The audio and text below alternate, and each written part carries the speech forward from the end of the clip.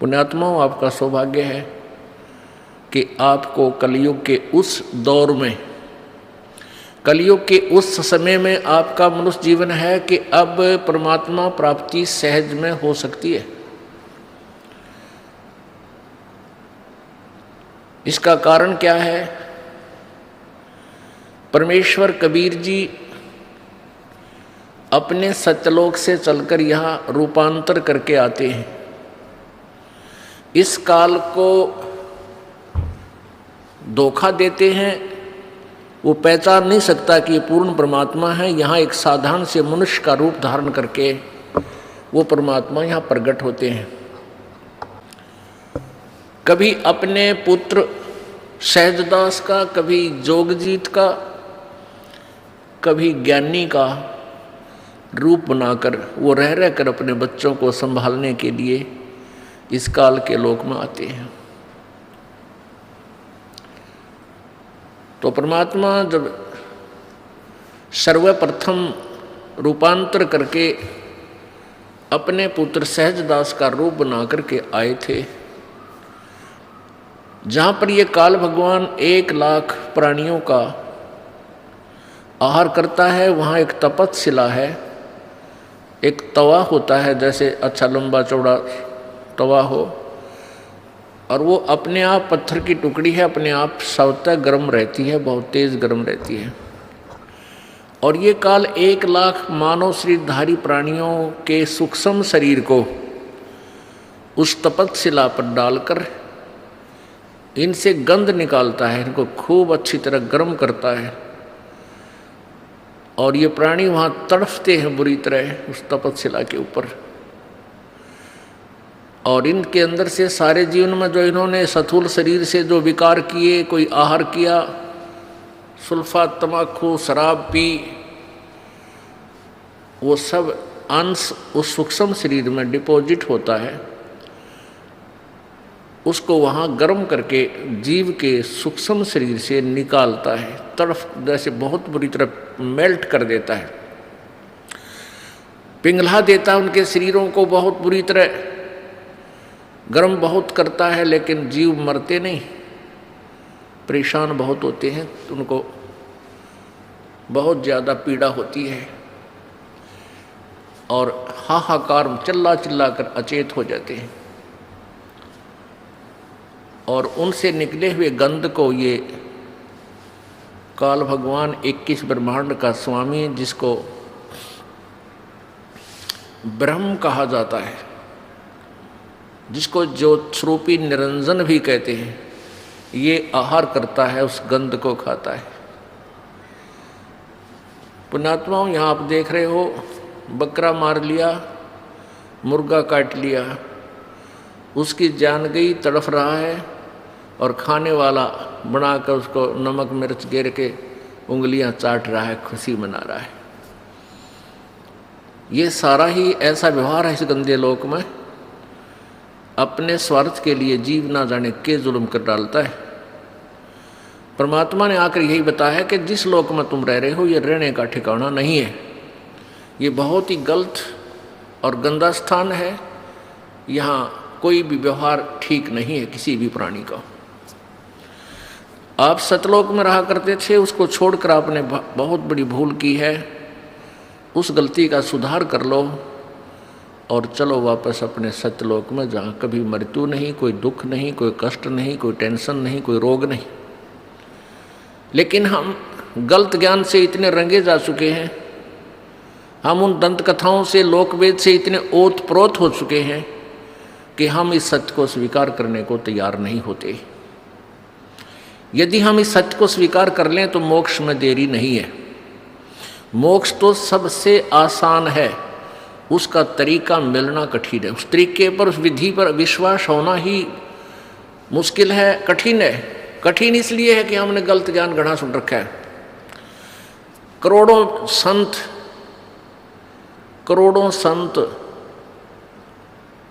सब उल्ट ज्ञान दे रहे हैं और सबकी धारणाएं भिन्न भिन्न हैं, सबके कथन, सबके अपना अनुभव एक दूसरे से मेल नहीं खाता, उनका ज्ञान भी दूसरों से भिन्न है, भिन्न भिन्न पंथों के। और भिन्न होते हुए भी उनका यथार्थ ज्ञान नहीं है कि दुर्दशा को देखकर वहां खड़े हुए और कहा कि हे बच्चों, तुम सतलोक के वासी हो और आप इस गंदे लोक में अपनी गलती से फंस गए। परमात्मा परमेश्वर कबीर जी जब वहां आकर खड़े हुए उस तपतशिला के ऊपर, तो सभी प्राणियों के ऊपर जो वो दबाव था तपतशिला का, वो अग्नि का जो प्रभाव था वो खत्म हो गया। ज्यों ही अग्नि जो आंच लग रही थी वो निष्क्रिय हुई प्रभु की कृपा से, तो सभी प्राणी एकदम बैठ गए उस तपतशिला पर, जैसे आम स्थान पर बैठे हों। लेकिन वह टुकड़ी उसी तरह उबल रही, गर्म है, बहुत गर्म है। प्रभु की कृपा से उनको वो आंच महसूस नहीं हो रही। तब उन्होंने देखा कि सामने कोई संत खड़ा है, कोई साधु खड़ा है। पुण्यात्माओं, हम परमात्मा की प्राप्ति के लिए चलते हैं तो हम सोचते हैं कि प्रभु साधु रूप में आता है, संत रूप में आता है, और ऐसा ही होता है। परमात्मा भी कहते हैं कि ना जाने किस रूप में परमात्मा मिल जावे। तो परमात्मा वहाँ खड़े सामने नजर आ रहे थे। उन्होंने प्रार्थना की कि हे प्रभु, हम यहाँ किस कर्म के दंड को भोग रहे। तब परमेश्वर ने कहा, कबीर जी ने कहा, जो सहजदास रूप में वहाँ विद्यमान थे, कि बच्चों, तुमने सतलोक में एक गलती की थी। उस परमेश्वर ने वहां सृष्टि रचना सुनाई।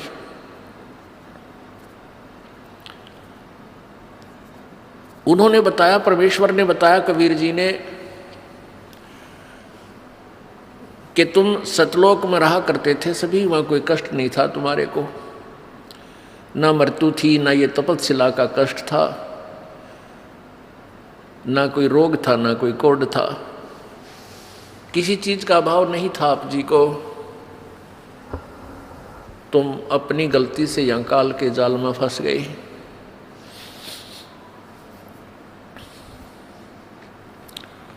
परमेश्वर कबीर जी ने सृष्टि रचना सुनाई। वो सृष्टि रचना ये दास आपको सुनाएगा। परमेश्वर द्वारा दिया हुआ ज्ञान इस दास के वचनों में।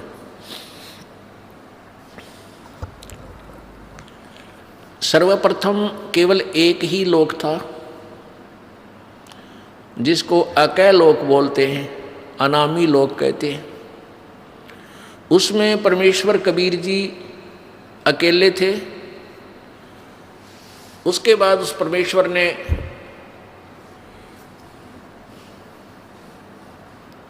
एक से अनेक होने का ख्याल किया।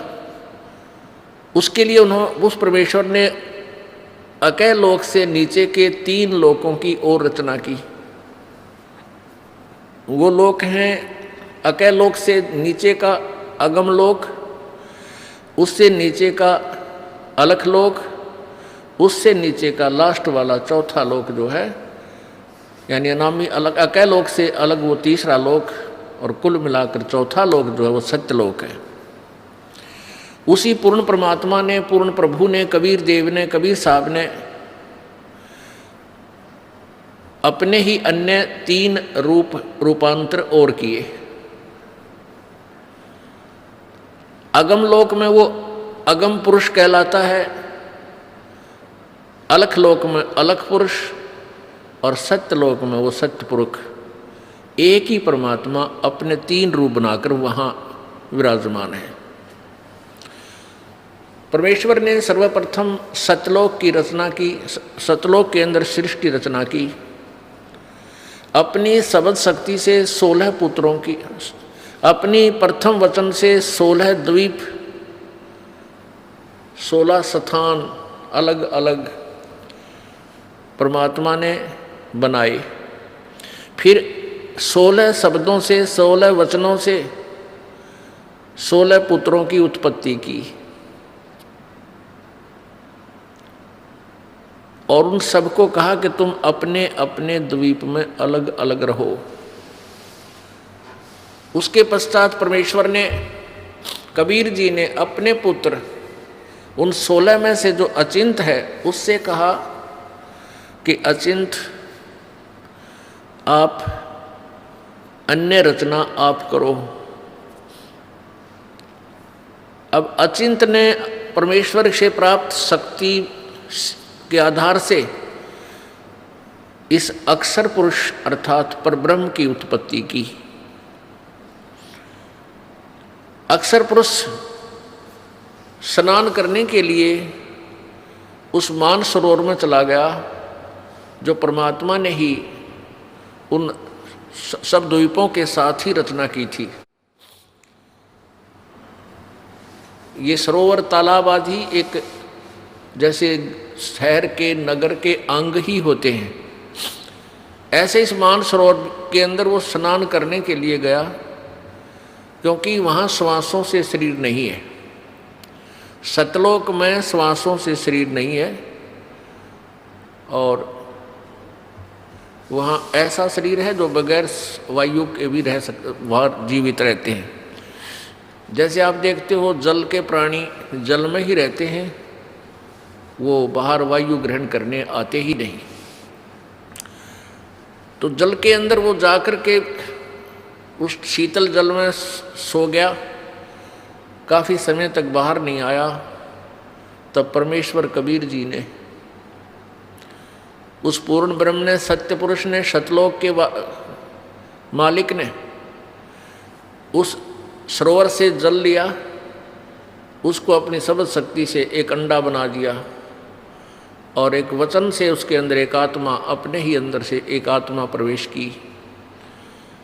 उस अंडे को जल में छोड़ दिया।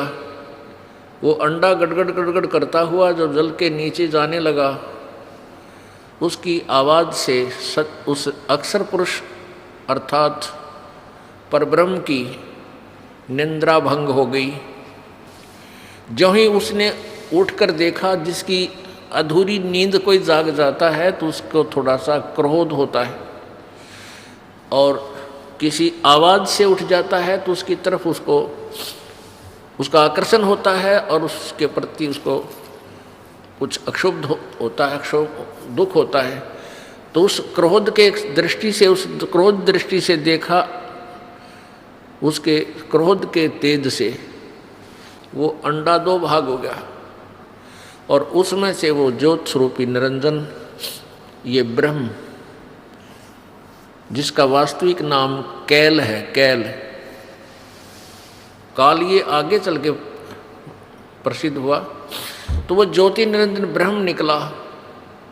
आकाशवाणी की परमेश्वर ने कि तुम अक्षर पुरुष, तुम निंद्रा में थे, तुझे जगाने के लिए सब ये क्रिया करनी पड़ी, तुम दोनों बाहर आओ। दोनों बाहर आए, प्रणाम किया। परमेश्वर ने कहा कि जाओ तुम दोनों अचिंत के द्वीप में रहो। आदेश पाकर के दोनों वहाँ चले गए अचिंत के द्वीप में। उसके बाद परमात्मा ने कहा कि अचिंत, तेरे बस का नहीं है सृष्टि रचना करना, आगे से सब रचनाएं मैं स्वयं करूँगा। परमात्मा ने ये लीला इसलिए की थी कि ये बालक कहीं बाद में अपना जीवन कर्म ना बिगाड़ लें, इनकी फड़क निकाल दूं, इनका भ्रम मिटा दूं कि समर्थ ही कार्य सब कर सकता है, जीव के बस का नहीं। अचिंत चुपचाप बैठा रहा, अक्षर पुरुष वहाँ जा करके सो गया, उसके बस की बात नहीं, इसको कैसे जगाऊं। तो जीव जीव ही रहेगा और पीव पीव ही है, परमात्मा परमात्मा ही होता है। इसलिए परमेश्वर ने कहा कि अब तुम बीच में टांग मत अड़ाना, तुम्हारे बस का नहीं है कुछ भी, मैं स्वयं ही सब करूँगा। इससे परमात्मा ने उसके बाद हम सभी आत्माओं को, असंख्य आत्माओं को अपनी वचन शक्ति से वहाँ सतलोक में भर दिया। हम सभी वहाँ आनंद से रहने लगे। वहाँ कोई दुख नहीं था, कोई कष्ट नहीं था, किसी चीज़ का अभाव नहीं था।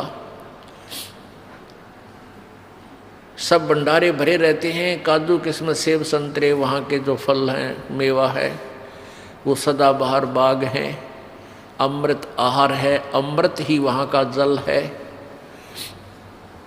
और कोई काम नहीं। ये नाड़ी वाला शरीर नहीं, शुक्रम अकायम असनाविरम, वहाँ हमारा जो शरीर है वो बगैर स्नायु का है, और ये माता पिता के योग से बने हुई शुक्र से बना हुआ हमारा शरीर नहीं है। तो वहाँ कोई रोग नहीं, कोई बीपी हाई ना कभी लो नहीं, किसी प्रकार का कोई शुगर नहीं, ना वहाँ कैंसर, ना फेफड़े खराब हो, ना गुर्दे खराब हो, कोई भी कष्ट नहीं, किसी चीज़ का अभाव नहीं, कोई काम नहीं, सुंदर आहार, सदाबहार बाग, हर चीज़ वहाँ उपलब्ध रहती है। चार मुक्ति जहाँ चंपी करती माया होरी दासी, दास गरीब अभय पद पर से वहाँ मिले राम अविनाशी। वहाँ जहाँ जैसे यहाँ की चौथी मुक्ति ब्रह्मलोक में जाना होता है, वहाँ पर अपने पुण्यों के आधार से कुछ दिन स्वर्ग के अंदर वो सुविधाएँ जो प्राप्त हैं, जैसे होटल में जाके अपनी ही पूंजी से ये प्राणी सुविधाएं प्राप्त करता है, और पूंजी समाप्त होने के बाद फिर अपने कर्म क्षेत्र में आ जाता है जहाँ वो काम करता है। इसी प्रकार स्वर्ग महास्वर्ग चौथी मुक्ति जो प्राप्त करते हैं यहाँ की साधना से, वो ऐसा समझो जैसा शिमला के अंदर कोई सेठ साहूकार व्यक्ति, धनी व्यक्ति गर्मियों के दिनों में 2 महीना विश्राम करावे, अपने 20-30 हज़ार रुपये ले जावे और सब अपनी जेब से खाओ पियो मस्ती मारे, बर्बाद करके वापस अपनी फिर दुकान पा बैठे, फिर कर्म करे, फिर पैसे बचावे, अगली गर्मियों में फिर 2 महीने घूमे आवे। ऐसा यहाँ की स्वर्ग महास्वर्ग अर्थात ब्रह्मलोक तक की उपलब्धि है, प्राप्ति है, का फल है। तो परमात्मा कहते हैं सतलोक के अंदर वहाँ पर ये चारों मुक्ति सदा पड़ी रहे, कभी समाप्त नहीं हो। जो सुख यहाँ की चौथी मुक्ति प्राप्त प्राणी को है, वहाँ आपका कभी समाप्त नहीं होगा, वो आपके चरणों में इतना सुख सदा रहेगा और सदा था।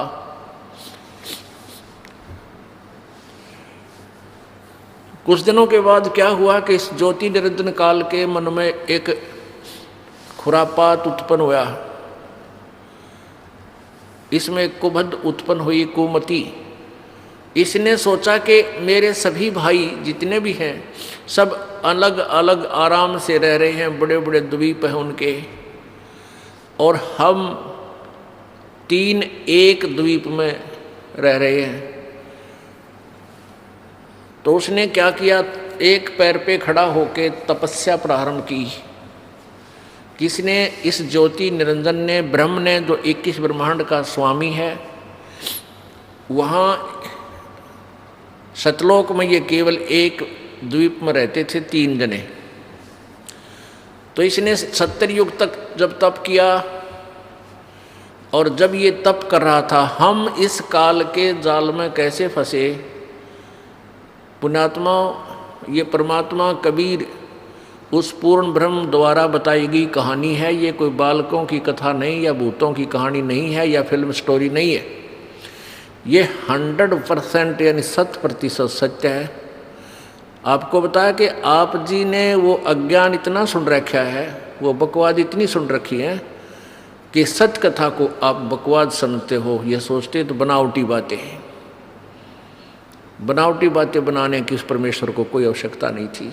हम बहुत बना रहे थे, बहुत अपनी अपनी डफली बजा रहे थे, तभी आकर के उस परमेश्वर ने हमें शिक्षा दी कि तुम गलत ज्ञान से रंगे जा चुके हो। प्रत्येक पॉइंट परमात्मा का एक एक शब्द सत्य है। क्या कहा, कैसे हम फंसे कि जब ये ज्योति निरंजन काल, ये ब्रह्म तपस्या कर रहा था, एक टांग पर खड़ा होकर के अलग से स्थान प्राप्ति के लिए, राज्य प्राप्ति के लिए, तब से राज्य प्राप्त होता है। तो हम इसकी तरफ देख रहे थे, इसकी इस कला पर, इस अदा पर, इस एक्टिंग पर। हम सभी आत्माएं आसक्त हो गए, हम इसको हृदय से पसंद कर बैठे। परमात्मा पूर्ण ब्रह्म कबीर जी ने यानी सत्य पुरुष ने आवाज लगाई, आकाशवाणी की कि बच्चों तुम मस्त रहो, इसकी क्रिया पर ध्यान मत दो। अब परमपिता की आकाशवाणी आवाज सुनकर हम ऊपर से तो सावधान हो गए, परंतु अंदर से उसकी चाह मिटी नहीं। जब इसने 70 वर्ष तक 70 युग तक तप कर लिया, तब परमेश्वर ने पूछा कि क्या चाहता है ज्योति निरंजन, तो किस लिए ये हठ कर रहा है। इस ब्रह्म ने, ज्योति निरंजन ने कहा कि पिताजी मेरे लिए स्थान कम है, मुझे अलग से स्थान देने की कृपा करें। परमेश्वर कबीर जी ने कहा कि ठीक है, तुझे तेरे 70 युग के तप के प्रतिफल में मैं तुझे 21 ब्रह्मांड देता हूँ। जैसे एक धनी पिता अपने पुत्र को 21 प्लाट दे दे कि ले भाई ये 21 प्लाट तेरे हैं, क्यों रोजाना टेंशन पैदा करता है, तू झगड़ा करता रहता है, ले पकड़ अपने 21 प्लाट तू अपने अलग रख। ऐसे इसको 21 प्लाट दे दिए परमेश्वर ने, 21 ब्रह्मांड दे दिए। अब ज्योति निरंजन काल ने सोचा, ब्रह्म ने सोचा कि इसमें कुछ कंस्ट्रक्शन करूं, रचना भी हो, खाली प्लाट के काम आओगे। इसने फिर तपस्या प्रारंभ की, 70 युग फिर की, और हम और ज्यादा इस पर आसक्त होते चले गए। परमात्मा रह रहकर हमें समझाने की चेष्टा कर रहे हैं कि तुम अपने मस्त रहो, इसकी इस क्रिया पर ध्यान मत दो। लेकिन हम इतने ढीठ हो गए, अपने परम पिता को भी धोखा देने में नहीं चूके। दूसरी बार जब इसने 70 युग तप किया तो परमात्मा ने पूछा भी क्या मांगता है तू, जो तू मांग रहा था वो मैंने दे दिया।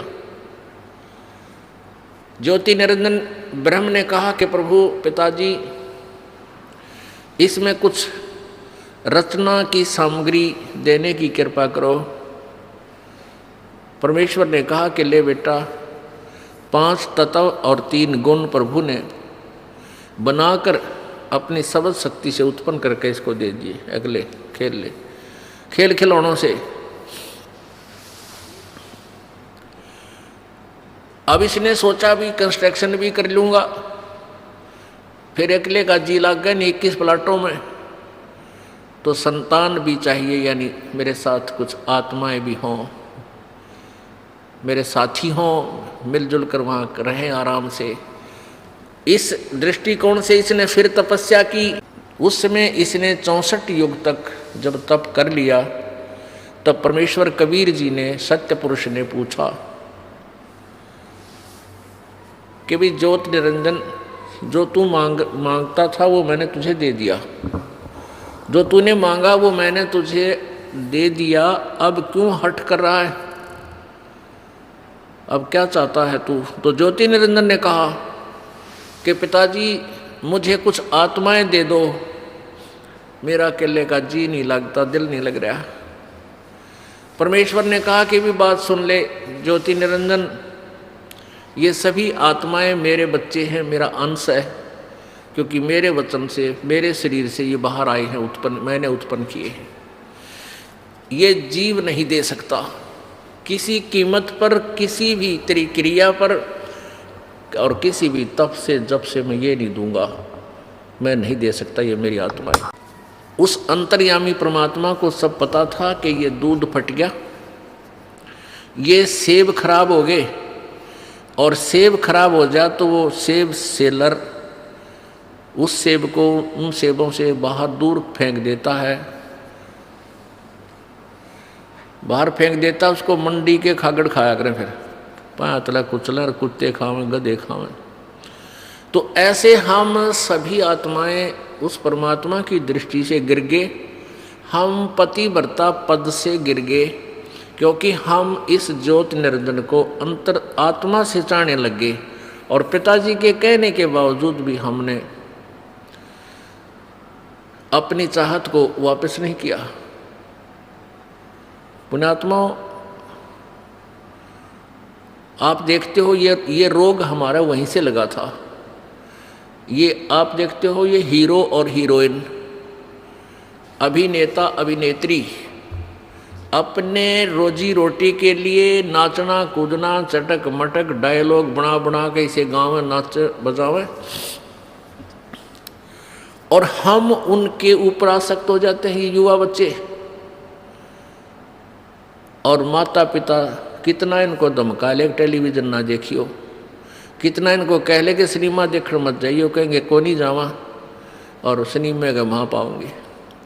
यहाँ इस बरवाला में, हिसार में या कहीं आसपास पता लग जाए नहीं युवा बच्चों को कि वहाँ हिसार में कोई अभिनेत्री आई है या कोई अभिनेता ये नाच कूद करनी है, फिल्मों में कार्य करने वाले ये आया है, तो देखे इनका जम घटे भगवान, इतने इकट्ठे हो जाएंगे, कहाँ से खड़ा है आधा किलोमीटर दूर से एडी ठाठा देखे जाके वो खड़ा स्टेज पर, वो खड़ी और लेना एक ने देने दो, सारा दिन धक्के खा के और उल्टे आ जा। तो बेमतलब वो अपने पैसे के लिए, अपनी रोजी रोटी के लिए उछल कूद कर रहे और हम फ्री में उनके लिए वहाँ धक्के खाते आन रहे। तो ये रोग हमारा वहाँ लगा था। तो हम अपने उस मूल मालिक ने, उस परम पिता पर आसक्त रहे नहीं जो सारे सुख दे था। कोई रोग नहीं, कोई दुख नहीं, कोई किसी की मृत्यु नहीं, किसी का बेटा मरे नहीं, किसी की बेटी मरे नहीं। और उसको छुबोलकर हम इस पर ज्योति निरंजन की इस कला पर एक पैर पर खड़ा होकर तप कर रहा। ओह देख रहे हो, देख अब यहाँ देख लियो, इस बरवाला में कोई या शहर आसपास की तरह को बाबा जी ये नकली हठ योगी शास्त्र विरुद्ध साधक नो पता लग जाना वह बाबा जी खड़ा तप है भाई, और 5 दिन हो गए, 10 दिन हो गए, कोई फिर महीना हो जा तो सारा बरवाला देखने जा, सारे उस पर चढ़ा का, और भाई पैर सूझ रहे हैं, मोटे मोटे पैर हो गए। और क्या होंगे उस गधे के, खड़ा रहेगा तो पैर सूझेंगे। परमात्मा ने भक्ति करने का तरीका बताया है वेदों में, गीता जी में, बिल्कुल आसान मार्ग है, सहज मार्ग है, वो तो किया नहीं। तो उस पर आसक्त हो जाए, किसी को कह दे भाई बैठ कर भजन कर ले, यू नाम है, ये मंत्र हम जो आपको बताते सबसे आसान, यू ना बने और न्यू के उठा पेट पलनिया जाऊंगा और कावड़ लाऊंगा, फुदड़ फुदड़ पैदल जाकर पैदल कितना डले डुआले डोलेगा, पर बैठ कर मंत्र 2 माला कर दें अंगड़ाई टूटन लग जाए, चल लगे तो घूम का वहाँ। अब घूमा पर घूमना पर होगा तो अपने पाछे फिर कौन बैठने देगा। तो कहने का भाव ये कि हमारा यह बीमारी वहाँ से लगी हुई है, अब इसको हमने दोबारा सेट करना है। अब ये ज्ञान से सेटिंग होगी। ये जो कथा आपको दास बता रहा है परमात्मा की बताई हुई है, किसी बालक का ज्ञान नहीं है।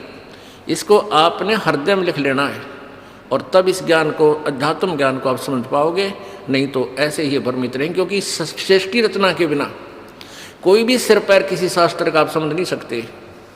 ये मास्टर की है, ये मुख्य चाबी है सदग्रंथों को समझने की और आध्यात्मिक ज्ञान को जानने की। तो परमेश्वर ने कहा भाई बात, एक शर्त है मेरी, एक शर्त पर मैं तेरे साथ अपनी इन आत्माओं को भेज सकता हूँ, यदि कोई सब इच्छा से तेरे साथ जाना चाहते हो तो चले जाएंगे, फिर मैं उनको आज्ञा दे दूंगा। ज्योति निरंजन ये ब्रह्म हमारे पास आया। सभी आत्मा जो आज गधा कुत्ता सुअर मच्छर माखी गंदी लाड़ी के कीड़े हैं, जल के कीड़े जलचर बने हुए हैं, या ब्रह्मा विष्णु महेश बने हुए हैं, या दुर्गा बनी है, माताएं बनी हैं, जितनी देवियां बनी हैं, देवता बने हैं, ये सभी हम वहाँ सतलोक में रहा करते हैं। ये ज्योति निरंजन हमारे पास आया। ओए होए, हम तो पहले चाह रहे थे इसको जैसे यहाँ कोई आ जाए हीरो, और फिर देखे ना बालक पता लगते तो उनसे पता लगा रोटी छोड़ के भाग लेंगे, हीरो आ गया, हीरो आ रहा, हीरो आ रहा है, वहाँ जा खड़े होंगे। तो ऐसे हम सभी उसके चारों तरफ घूम गए, झूम गए। उसने कहा कि भाई ऐसा है, मैंने पिताजी से 21 ब्रह्मांड लिए हैं और उसमें रचना करने की सामग्री भी ली है, आप मेरे साथ चलोगे?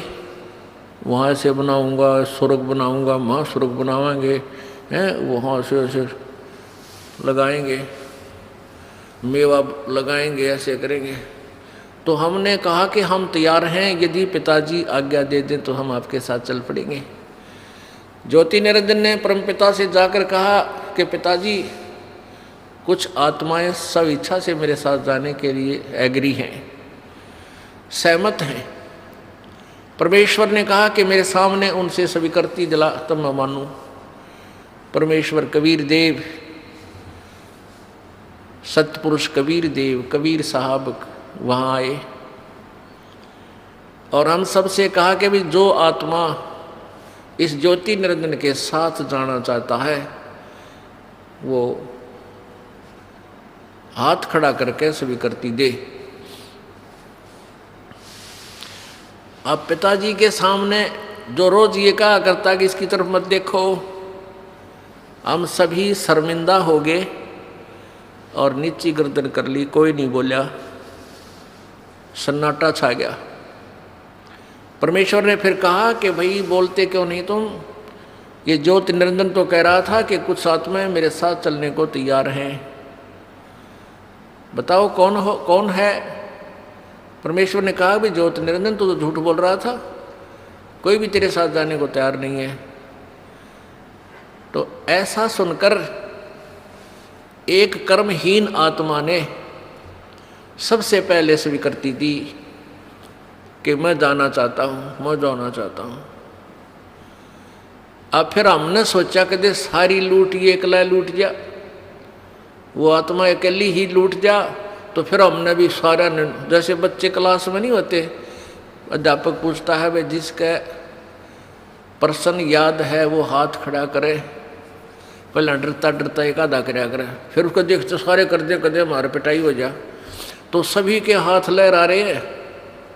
परमात्मा बोले भाई ठीक है, ज्योति निरंजन तू जा अपने ये 21 ब्रह्मांड जो प्लाट थे ये ऊपर ही थे सतलोक के अंदर एक कोने में बहुत दूर।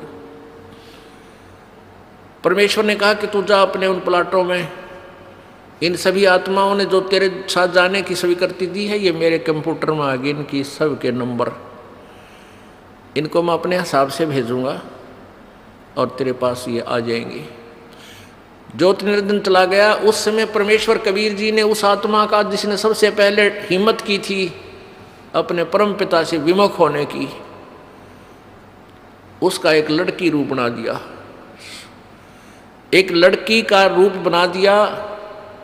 लेकिन उसको स्त्री इंद्री नहीं लगाई परमात्मा ने, बाकी स्वरूप लड़की का बनाया। इसमें भी कोई राज था दाता का। ये देखना चाहते थे कि ये नीच आत्मा, ये निरंजन कितना और गिरावट में आता है। और हम सभी आत्माओं को सूक्ष्म रूप बनाया, बीज रूप, और दुर्गा के शरीर में अपने वचन शक्ति से प्रवेश कर दिया। जैसे आप देखते हो कि डॉक्टर बताते हैं कि 1 मिलीग्राम ब्लड में अरबों खरबों जीवाणु होते हैं और उस ब्लड को निकाल कर वो दूसरे में डाल देते हैं। अरबों खरबों जीवाणु एक से दूसरे में चले जाते हैं। ऐसे परमेश्वर ने अपने वचन शक्ति से, यानी उस सिरंज से, इंजेक्शन से, वचन इंजेक्शन से सभी को सूक्ष्म रूप दे करके और उस दुर्गा के शरीर में प्रवेश कर दिया। उस लड़की का नाम प्रकृति देवी रखा, प्रकृति। आगे चल के यही दुर्गा, अष्टांगी आदि नामों से प्रसिद्ध हुई। त्रिदेव जननी यही प्रसिद्ध हुई। सभी आत्माओं को उसमें प्रवेश कर दिया। उस लड़की से कहा कि बेटी तेरे अंदर मैंने सभी आत्माओं को प्रवेश कर दिया है और तेरे को मैं एक वचन शक्ति देता हूँ कि जितने जीव तू कहेगी उतने ही तेरे वचन से, तेरे अंदर से अपने आप मेरी ताकत से, मेरी पावर से, मेरी शक्ति से बाहर आ जाएंगे और वो युवा शरीर में प्रकट हो जाएंगे। नर और मादा जितने भी तू चाहेगी बना देगी। और अपने पुत्र सहजदास से कहा कि जा सहजदास अपनी बहन को, वो सहजदास कौन है? जो सबसे पहले 16 पुत्र उत्पन्न किए थे, उनमें से एक है सहजदास। कि जा इस लड़की को, अपनी बहन को ज्योत निरंजन के पास छोड़या। अब सहजदास अपने परम पिता की आज्ञा पाकर अपनी बहन दुर्गा को लेकर के ज्योत निरंजन के पास गया। प्रभु आदेश से उसे कह दिया, और आदेश दिया था प्रभु ने जोगजीत को कि सहजदास को कि बता देना उसको कि इस लड़की के अंदर मैंने सब आत्माएं प्रवेश कर दिए और इस लड़की को शब्द शक्ति दे दी है, जितने जीव तू कहेगा ये उत्पन्न कर देगी। सहजदास ने जाकर के ज्योत निरंजन से कहा कि परमेश्वर ने, पिताजी ने सभी जीवात्मा जो तेरे साथ आना चाहती थी सबको सूक्ष्म रूप दे करके बीज रूप में और इस लड़की में प्रवेश कर दिया है और इसको शब्द शक्ति दे दी है कि जितने जीव ये तू चाहेगा ये उसी से मैं उत्पन्न कर देगी, नर और मादा। ऐसा कहकर के जो सहजदास वापस आ गया, वहाँ दुर्गा यानी ये प्रकृति और वो काल ज्योत निरंजन दोनों रह गए। अब युवती होने के कारण लड़की का रंग रूप निखरा हुआ था और ज्योति निरंजन के अंदर ये काम वासना का अंकुर फूट गया। उस युवा लड़की को देखकर इसके अंदर दुर्विचार उत्पन्न हुए, लड़की के साथ दुर्व्यवहार करने की चेष्टा की, उसके साथ बदतमीजियां प्रारंभ की। दुर्गा समझ गई कि इसकी नियत में दोष आ चुका है। प्रकृति देवी ने कहा कि ज्योत निरंजन मेरी एक अर्ज सुन ले, तू ये पाप मत कर, तू मेरा बड़ा भाई है, मैं तेरी छोटी बहन हूँ। तू पहले परमात्मा ने अंडे से उत्पन्न किया, उसके बाद हमारी उत्पत्ति की, और बहन भाई का ये नाता, ये दुराचार महाघोर पाप होता है, ऐसा जुल्म मत करें। अब ज्योत निरंजन ने एक नहीं सुनी उस देवी की, हर संभव याचना भी उसने कैंसिल कर दी, रिजेक्ट कर दी। तब दुर्गा ने सोचा कि अब तेरी इज्जत के बचाव का कोई विकल्प नहीं बचा। तब उसने अपना सूक्ष्म रूप बनाया और जो ही उसने बकवादों के लिए मुंह खोल रखा था, अभद्र तरीके थे, उसके मुख के माध्यम से और पेट में पहुंच गई। वहाँ से प्रार्थना की, हे पिताजी, हे सत्य पुरुष, मेरे साथ ऐसे ऐसे इस ज्योत निरंजन ने बदतमीजियाँ की, मेरे साथ ये दुष्कर्म करना चाहता था, मैंने इसके पेट में शरण ली, मेरी रक्षा करो। तब परमात्मा, मालिक को मालूम था कि न के टिड्डे देगा यो, आज तक प्रसन्न हो गए इसके साथ जाने के लिए, बैठ लिए इसकी रेल में, आगे देखो क्या जुल्म करेगा इनके साथ, पता था परमेश्वर को। तो परमात्मा पूर्ण ब्रह्म स्वयं ही अपने पुत्र जोगजीत का रूप धारण करके और वहाँ प्रकट हो गए इस काल के लोकों में, ये ऊपर ही थे सतलोक में। वहाँ जाकर कहा कि ज्योत निरंजन सुन ले आदेश परमपिता का। परमपिता बोल ही रहे थे, आज से तेरा नाम काल होगा, 1,00,000 मानव शरीरधारी प्राणियों का तो नित सूक्ष्म शरीर से का तो नित आहार करेगा, 1,00,000 मानव शरीरधारी प्राणियों से निकले उस गंध को तू नित खाया करेगा और 1,25,000 उत्पन्न करेगा। और आज से तुम्हें यहाँ से निष्कासित किया जाता है, चले जाइयो यहाँ से तुम दोनों के दोनों। अब दुर्गा ने जुल्म किया, सबसे पहले ये स्वीकृति दी, अपने परमपिता से नाता तोड़ा, इस दुष्ट के साथ जोड़ा। तो हम अपने परमपिता के हृदय से गिर गए, हम पतिव्रता पद से गिर गए, हम व्यभिचारी बन गए। तो परमात्मा ने 21 ब्रह्मांड समेत 21 ब्रह्मांड सहित दुर्गा और काल सहित उन सबको वहाँ से निष्कासित कर दिया। इसका वहाँ से विमान चला, 21 ब्रह्मांड ऐसे चल पड़े जैसे विमान चलता है मालिक का आदेश पाते ही। और सतलोक से 16 शंख कोश की दूरी पर, 16 शंख कोश की दूरी पर आकर के ये ब्रह्मांड यहाँ से फिर इन्होंने परिक्रमा शुरू करती। अब यहाँ चक्कर काट रहे हैं 16 शंख कोश की दूरी पर, नील पद्म शंख।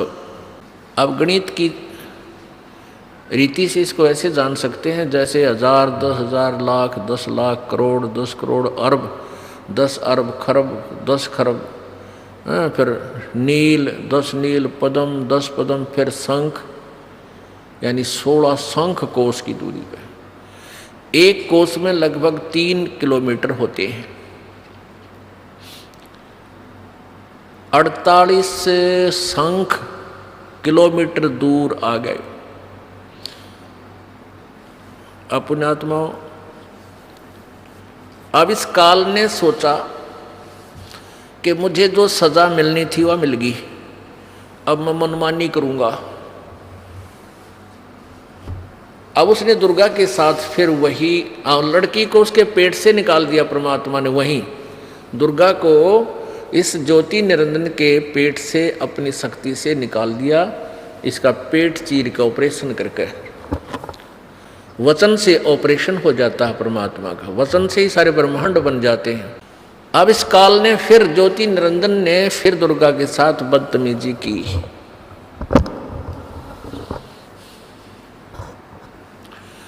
इसने फिर बदतमीजी प्रारंभ की। दुर्गा ने फिर प्रार्थना की कि ज्योति निरंजन, पहले तो तू मेरा बड़ा भाई, मैं छोटी बहन हुई तेरी, और फिर मैं तेरे पेट से बाहर आई हूँ, तेरी बेटी होगी, कम से कम किसी एक नाते की तो शर्म कर। इसने एक नहीं मानी और अपने नाखूनों से, अपने पावर से लड़की का प्रजनन इंद्री बनाई और उसके साथ फिर जबरदस्ती शादी की। उससे ये 3 पुत्र उत्पन्न किए, रजगुण ब्रह्मा, सतगुण विष्णु, तमगुण शिव जी। तीनों को एक एक गुण युक्त कर दिया। पुण्यात्माओं, ये कथा है जो परमेश्वर कबीर जी ने बताई। अब इस कथा को यदि हम एज इट इज छोड़ दें, जो कि तो छोड़ दें, तो कोई नहीं माने और सब ये कहें ये तो दंत कथा है, बनावटी बातें हैं, ये कि कदे सुनी नहीं, आज तक किसी ने बताई नहीं, कहाँ प्रमाण है, हमें दिखाओ। तो ये दास आपको ढेर सारे प्रमाण दिखाएगा और उन्हीं सदग्रंथों में दिखाएगा जिसको आप श्रोधार्य मानते हो, एथेंटिक मानते हो, वास्तविक मानते हो। उनमें से कौन कौन से हैं? पवित्र गीता जी, पवित्र 4 वेद, पवित्र 18 पुराण, इनके अंदर, और 5वां वेद जो आपको सुना रहा है ये दास, सूक्ष्म वेद ये दास आपको सुना रहा है जो परमेश्वर ने, कबीर जी ने आके बताया। और आंखों देखा उन महापुरुषों का विवरण उनकी अमृतवाणी में, वो भी प्रमाण आपको दिया जाएगा जिनको परमात्मा का साक्षात्कार हुआ है।